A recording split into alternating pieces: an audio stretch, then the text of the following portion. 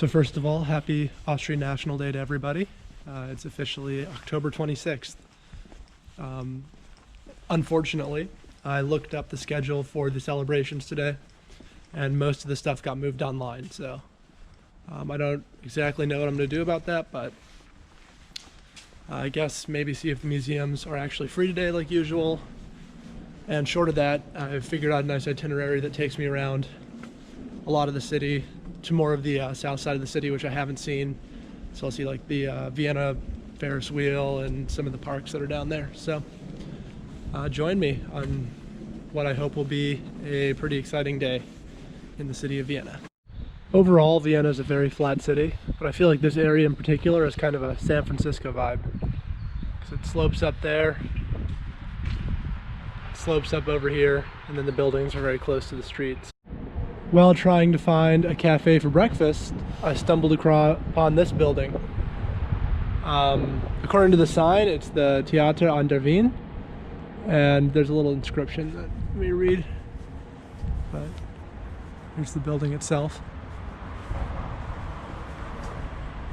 Okay, so Beethoven lived in this theater from 1803 to 1804, and part of his Third Symphony was written here.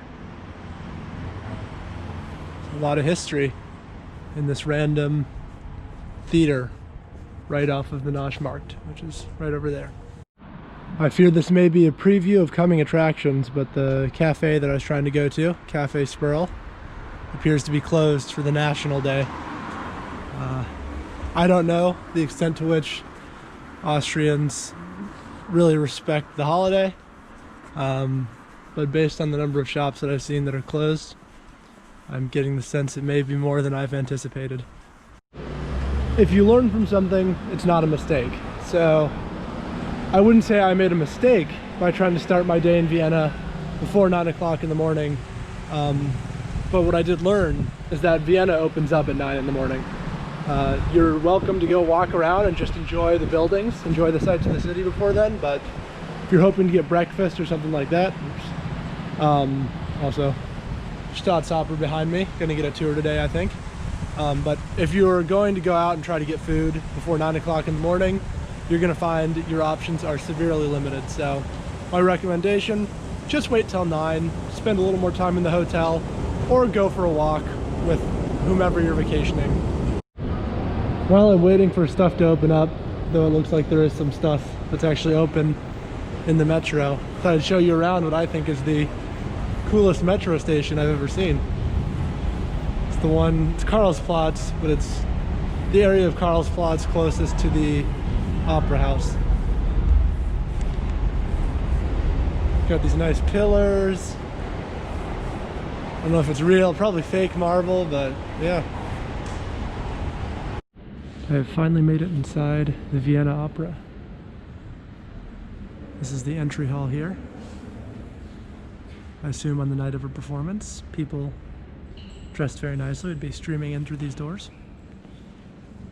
Right now, it's just me and one other couple looking around.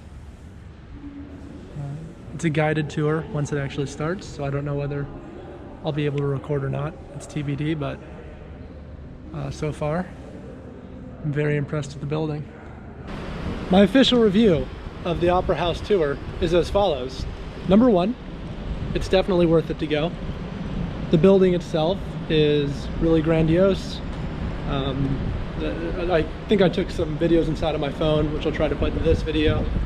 The tour itself was great. The tour guide was very well informed. She was able to answer everyone's questions, so that was great. It's offered in multiple languages, so even if you don't speak English or German, I saw French and Spanish as well, and I think Italian as well too. And the best part is it means that now I don't have to go see the opera, because I hate operas, and I really did not want to have to pay money to go see one. With that being said, there are apparently standing room tickets for only 10 euros, and the tour costs 10 euros. So if you're someone who loves the opera, then I guess buy one of the $10 standing room tickets, and you'll get to see a lot of the Opera House, much like I was able to with this tour. So it's all up to your individual preference, but overall, definitely worth seeing. It's starting to warm up, so it seems as good a time as any to enjoy a lovely public park. This is the Stadtpark for the city of Vienna.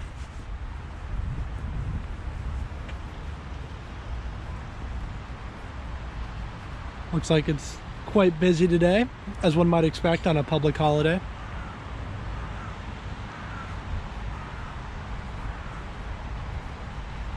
Over there is some of the ubiquitous graffiti on a public building and on the trash can.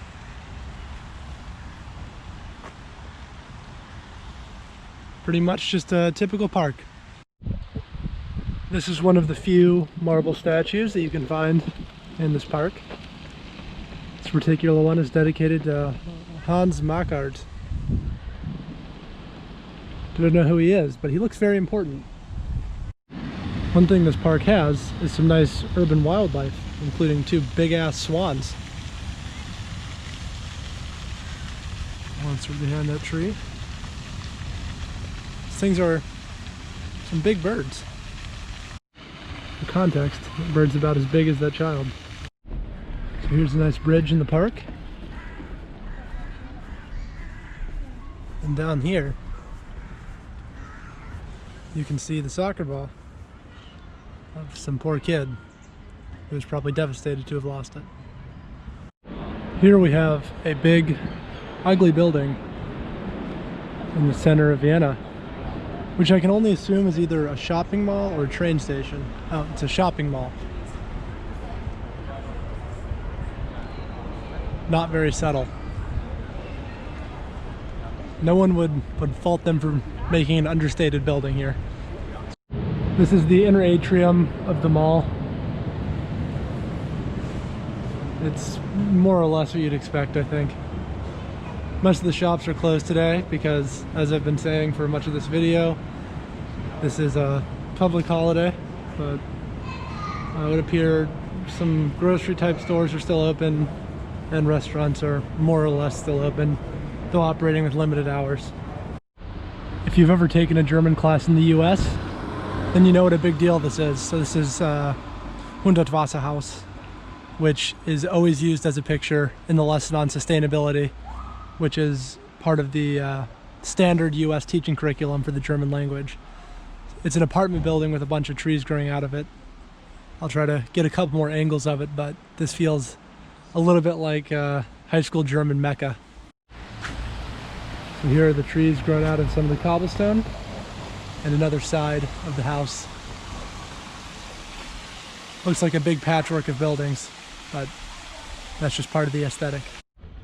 This park, which is to the south, what would it be? Southeast of the city, is apparently part amusement park, which I didn't know. That's the very famous thing here, which is the Vienna sorry, let's be smart about this, Vienna Ferris wheel, which of course they say it in English. It appears it's running, which I thought it wasn't, so I might try to get up there and see more of the city. And then over here is sort of a classic amusement park crappy roller coaster. And up there it looks like there's some shops. So this is a very fun area, maybe targeted more for younger people, but if you have little kids or younger siblings, I think this would be a nice area to explore. Right now, I'm walking on the pedestrian bridge that crosses the Danube River. So just to give you a better sense of the scale of the river than last night, it's quite wide. It separates the two different parts of the city of Vienna. Down there to the left, you can see the Millennium Tower. That's where I was last night. And then over here, you can see that on the, I guess it would be the northern side of the river, there are quite a few more modern skyscrapers and buildings that you'd recognize more from an American city maybe than from a European one. But the river looks great today. Definitely I can't complain about the weather. It's warmed up a little bit, so pretty gorgeous day in Vienna. One thing I hadn't noticed last night is that the river is actually partitioned into two parts by this little island that's in the center of it. So this is the smaller part of the Danube. It's on the side closer to the skyscrapers on the north side of the city. So yeah, there's also a pretty cool looking pedestrian bridge that leads to the island itself. This is an apartment building that looks out over the Danube. It's made entirely of glass. It looks like some sort of metal accents there at the bottom, but it's just part and parcel of this really interesting architecture you see on this side of the river. A lot of glass, a lot of more modernist stuff. I'm sure it's ridiculously expensive too with the proximity to the river. Up ahead is the Danube Tower. That's where I'm trying to go. It's still about 1 kilometer away, but getting there. It's been a long walk. Stuff's a lot farther apart than you realize when you're just looking on the map. To give you a better sense of the scale again of the tower, it's all the way up there. Here we have the sort of central area of the tower, the entrance of the tower rather, and I'm going to try to go up to the top. It's on 150 meters, and the tower has a complete height from 252 meters, and it's the highest building in Austria, and also highest landmark in Austria. So it was very expensive to get up here, but the view is just fan-freaking-tastic. Apparently this is the tallest building in all of Austria, and it just gives you a nice view of the city over there. There's Millennium Tower. Yeah, and if you have a reservation, you can go to a restaurant at the top, but tragically I do not have one. Yeah, wow. Just fantastic. That's the Danube Tower. So supposedly the best view of Vienna in Vienna. And as the tour guide said, the tallest building in Vienna. If you're able to go to the restaurant, I think that would be nice. It justifies the cost of the overall experience a little more. Even though the view was amazing, I found pretty quickly that I'd seen it all and was ready to go back down. I am now back in the beautiful ANA Boutique Hotel. I decided to come all the way back to the hotel because when I tried to go to Millennium City, I found that the restaurant I wanted to go to was closed. So instead, I just had dinner at some random dinner spot in the middle of Vienna, and after that had cake at Cafe Jelinek, which I will definitely show some pictures of. I was not able to take a video because my camera is dead, but it's, I think, probably one of my favorite places that I've been in terms of cafes. I got a huge slice of chocolate cake and a coffee for a lot less money than I've been paying at some of the other places, so that's worth checking out. It's on the west side of the city, very close to the hotel I'm staying at. But yeah, I think that's likely going to be it for today. I'll probably record some more tomorrow morning of downtown Vienna, and then I'm heading off to Graz, so there will be probably another 2 days of filming there. So something to look forward to, but that's it for now from Vienna. Well, don't let it be said that I know how to pick the best weekends to come to Vienna, because every day I've been here, this is 2 weekends in a row, there's been a chance of rain. Today it is actually raining again, so in many ways it was a lot like my first day in the city, so at least I'm used to it. As far as what I'm going to do this morning, I really don't know. I'll probably show you guys around the Hauptbahnhof, because I'll have to go there to catch my train to Graz. But I've sort of accomplished everything I wanted to. So this may just be a random morning of walking around the West Bahnhof area. I'm going to try to go to the Haydn house, which is a museum about Haydn. But yeah, that's about it. So just enjoy this really nice day in Vienna. I ended up having a quick breakfast at Ada, which is that chain coffee house that's all around Vienna. One thing I couldn't stop thinking about once I noticed it when I was in there is that all of the decor and the uniforms of the waitresses are supposed to be 1950s, but the actual bakery was founded in 1913. So what I don't know is whether they were super ahead of their time and were already wearing 1950 stuff in 1913, or whether they just randomly picked 1913 as the year to stop updating, excuse me, 1950 as the year to stop updating their decor. Either way, I find it very strange. But I had a goulash pastry, which is like it's like ricotta cheese, I'm pretty sure, or at least it tastes very similar inside of a flaky pastry, so it's good stuff. I definitely recommend it, Ada that is, as a cheap place to get some food. So apparently there's an actual courtyard for the museum's court here you can walk into, so I'm gonna try that out. Good morning.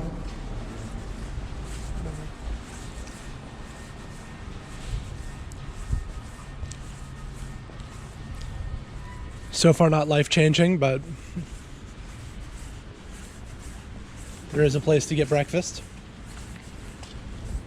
Which, if you're trying to save money in Vienna, I had myself a little second breakfast where I got a sandwich, a banana, and a bottle of kefir, which is a yogurt drink from Billa, which is one of the grocery stores, and the whole meal cost me €2.26. So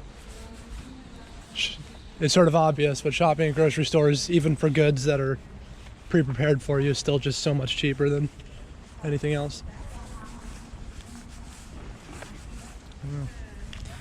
This is the courtyard of the museum's court here. I'm not sure I'd put this in the must-see category. And just like that, I'm spit out into, oh, no, this is still off the street, so it's like, huh, this actually is kind of cool. That's a cool looking museum up there. This is the sort of central museum plaza. So you can walk in through there from the area I was when I went to the Natural History Museum. And then there are 3 museums. The Leopold Museum over there, which apparently has a rooftop bar. So if you're ever in that neighborhood and wanting a drink, those little rings you can see up there are part of the bar. I don't know exactly what these museums are, but I would assume some sort of history museum. And then these are the really famous chairs that you often see in pictures of the museum court here, where when there's not a pandemic, there'd be people sitting out here. I mean, probably not on a day like this because it's cold and rainy, but on other days. Here's some clarification on the various museums. So MUMAC stands for Museum of Modern Art, in German, of course. And then apparently that middle museum was another art museum. And the Leopold Museum is still a mystery to me, but it feels like it must be a history museum. But then it seems to be in an area that's mostly art museums, so who knows. Holy diabetes. Diabetes in a shop. That is wild. Across the street from me in this rather nondescript gray building is Haydn House, which was the residence of Joseph Haydn, who was a famous composer. It was built, it looks like, in 1793, and he lived there until his death in 1809. So there is a museum in here. I'm gonna go see if I can get in, what the price is and all that. And yeah, this will probably be either the last thing or one of the last things that I see in Vienna until I come back again, which I'm sure I will. Here we are in Haydn House. So, as you can see, it's fairly typical of museums in Vienna. Lots of pictures, original documents, and then explanations typically in German and English.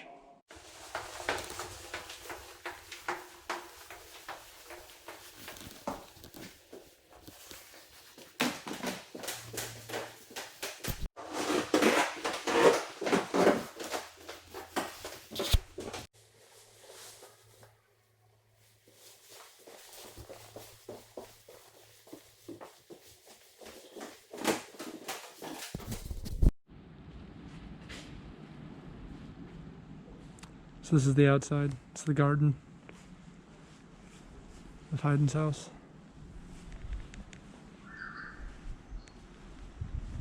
Presume this was his well. And then That's more of the green space. And they wonder why they have a hard time qualifying for the World Cup. Forbidding soccer in a public park. That's just wrong. That's just gonna about do it from Vienna, Austria, though of course I said that last time and I was back a week later, so take it with a grain of salt. My closing thoughts: number one, Haydn House is actually pretty cool. I don't like classical music, but it made me at least somewhat interested in listening to whatever he wrote. I guess he was quite popular even during his lifetime, so I assume he's worth checking out. My other thought is I've developed a system that might be useful for y'all if you're ever in Vienna.